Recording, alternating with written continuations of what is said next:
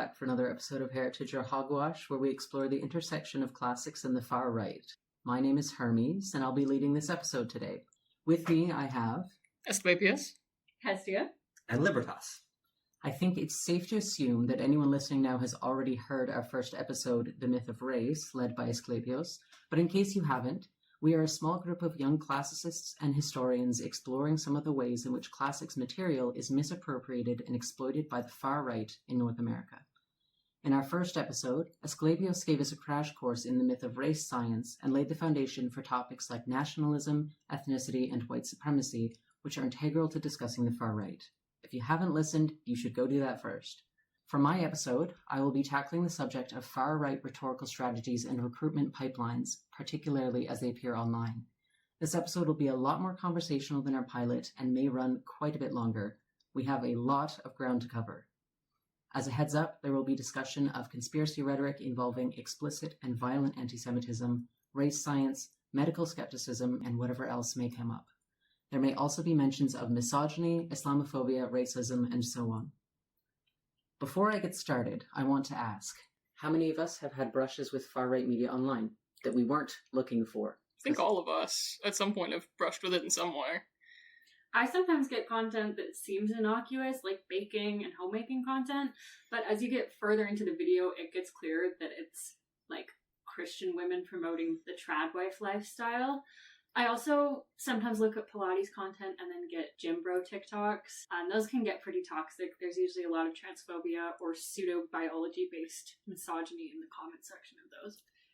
There are at least two different pipelines that I can identify just from what you said. The trad wife one being one strong angle with like the homesteading, crunchy kind of culture, and the other one being wellness, which is a big category, but that includes a lot of fitness stuff as well as a lot of diet culture and alternative medicine, and we can talk more about that later. What about you, Asclepius? Yeah, you mentioned the tradwife stuff, and I have something adjacent a little bit. I was actually nearly pulled into the pipeline while I was in high school through content that was really opposed to religiosity, that was mostly focused on Islam, actually. It's usually called militant atheism, or something along those lines, but for a time I was part of the crowd that believed that Sharia law was going to be implemented in all countries that had Muslims in them, because immigrants would bring it over and bring the collapse of Western society.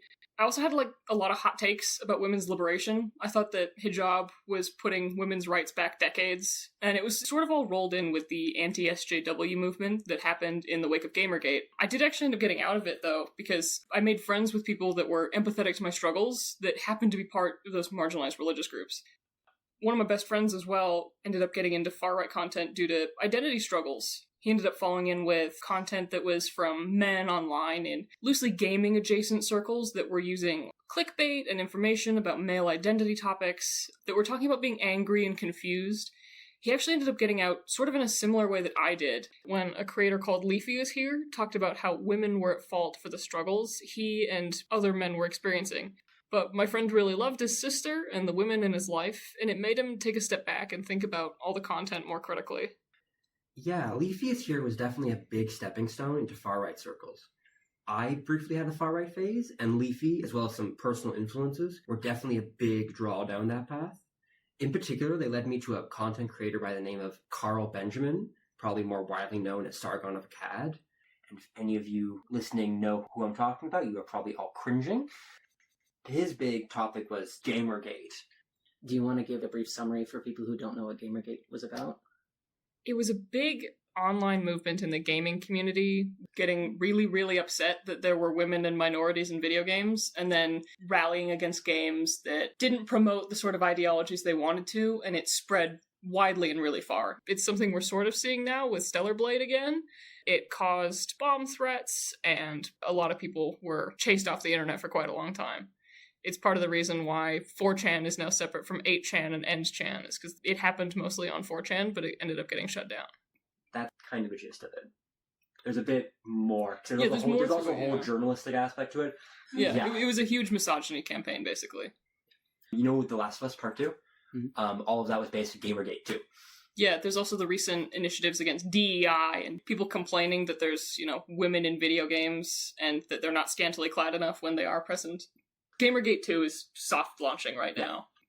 I have definitely had my own encounters as well. I get a lot of the tradweb content you mentioned, Estia, because I'm into, cooking, gardening. I have an interest in slow living, I think is the terminology, and sustainability. And so I get, some of the alt health, some of the crunchy, some of the homesteading type materials, which go very quickly from that to traditional values, return to tradition. Like the word crunchy comes up in a lot of the sources I was consulting, pulling from one article I read about the crunchy to alt-right pipeline, which if you Google that phrase, you'll get a lot of hits.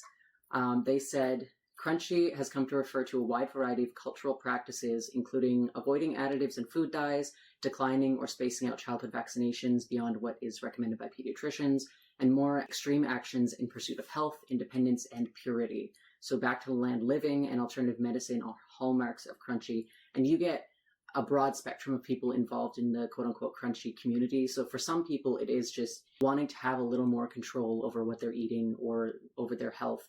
And to the extreme end, you get people who are staunchly opposed to professional medicine, who are very anti-vax, who are essential oils, who are really extreme end of rejecting conventions, particularly in healthcare, in favor of more of the, whether it's homeopathy or whether it's quote-unquote traditional or folk medicine. It encompasses a lot of things, so it's a little hard to define. You start to get towards the conspiracy theory element of that. Once you start to get towards the food dyes are put in there by the Jews to mind control you and make you stupid. Like, it's, yeah, I can see you cringing, Hermes. It's a whole thing once you start to get conspiratorial about Big Pharma.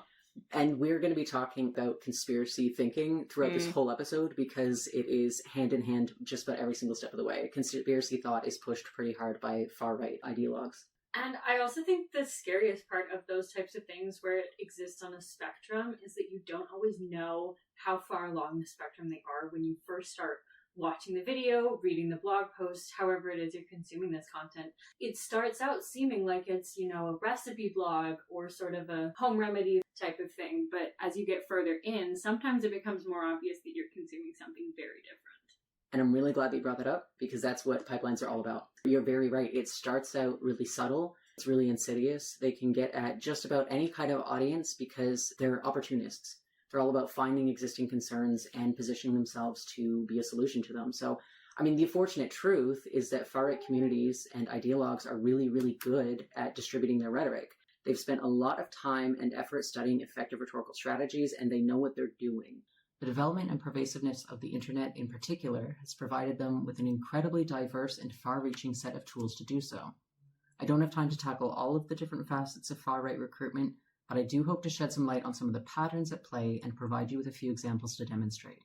Overwhelmingly, the people who are pulled into the far right are already disaffected for one reason or another.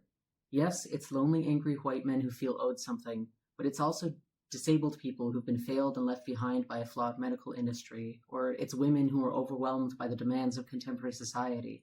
It's average citizens encountering economic roadblocks looking for someone to blame, or concerned parents who just want what's best for their kids.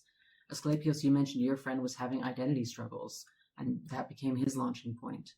The effectiveness of the far right is that they've learned how to approach those disaffected people and to offer them an explanation, a solution, a sense of power over their personal and socio-political circumstances. They feed and validate those very real feelings of anger or despair or loneliness, and they make themselves appear to be an authority, someone who won't let you down. They say, I see your pain, I know who's responsible, and I know what you can do to fight back. It doesn't happen all at once. It's typically a slow, subtle process toward radicalization. I'll include in my supplemental a number of articles on various iterations of the far-right pipeline and the dangerous subtlety at work.